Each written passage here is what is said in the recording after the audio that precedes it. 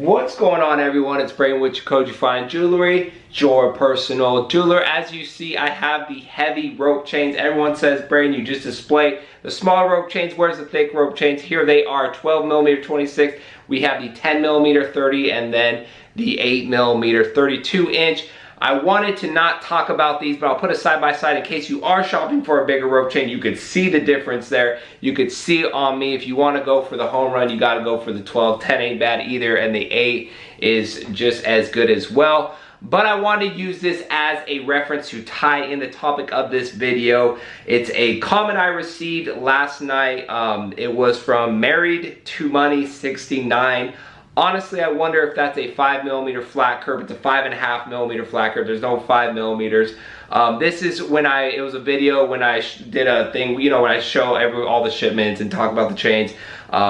Because I bought a 5 millimeter white gold Miami Cuban link chain for $1,765. It is small as hell. It's from Jacoje, and I definitely won't buy from this guy. Again, go to your local jewelry store and see for yourself to see what you are buying.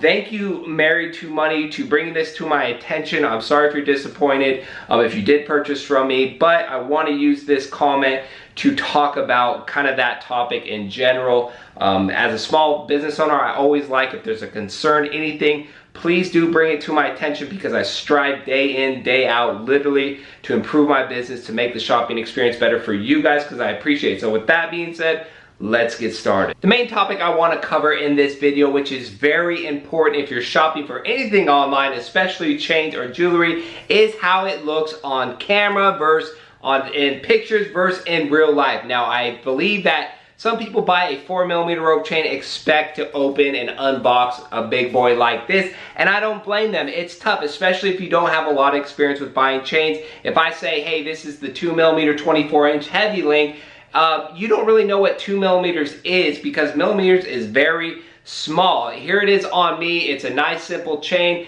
but when I show it up close to my hand, like I do a lot of reviews to show the quality and the detail on it, the finish, it might look like a little bigger chain. And especially, again, if you don't have a lot of experience, if you haven't been in the shops trying on the 3 millimeters, trying on the 26 inch, and going through all that hassle of trying to find the right chain width and length for you, then you're not going to have a lot of experience with it. Now, with millimeters, that being said, how small they are, there's a huge difference when you start jumping in millimeters. Here's a 2.5 millimeter Miami Cuban link side by side to a 4 millimeter Miami Cuban link, and it's night and day difference because of the sizing, and also the gram weight is a big gap as well. So that is the thing with certain chains. It's a larger, like the Francos, the Miamis are just heavier chains, the heavy links, than the smaller chains. So a big important thing, and my general advice with buying a chain, depending on what you want, and you could always email me and ask for my advice if you're looking for everyday chain, if you want to change this for a pendant,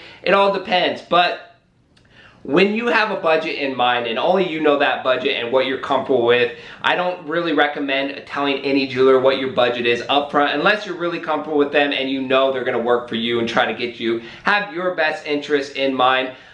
Say you want to spend $1,500 and you look at a chain, you say, okay, the 2 millimeter heavy link, it's a great chain, I could just go with that, not get the 3 millimeter, and I'll save some money, do something else with it. I always recommend pushing that budget all the way, because just based off my experience, I've never ever had someone buy a thick chain and been like, hey, it's too thick, I need a thinner chain. It's something that doesn't really happen that often. I mean, there actually has been times, but 9.9 out of 10 times it's the opposite, where someone buys, kind of goes short on their budget and says, you know what, I'm going to go with a 2.5 millimeter instead of that 4 millimeter, take that money, go buy this, go buy that, and then they get it and say, dang it, I knew I should have gotten that thicker chain. They tell me, they blatantly email me and say, Braden, I knew I should have gotten that size, but I just went cheap, went with that size. Is there any way we can exchange it for the bigger size? And of course, yes, my job, I am your personal jeweler for a reason. I'm gonna work until you're happy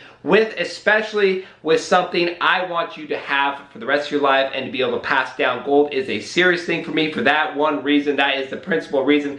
That is why I think it is important for you to invest some time to go to stores if you're not comfortable with it and see if they have chains. Most times they do, most times they don't.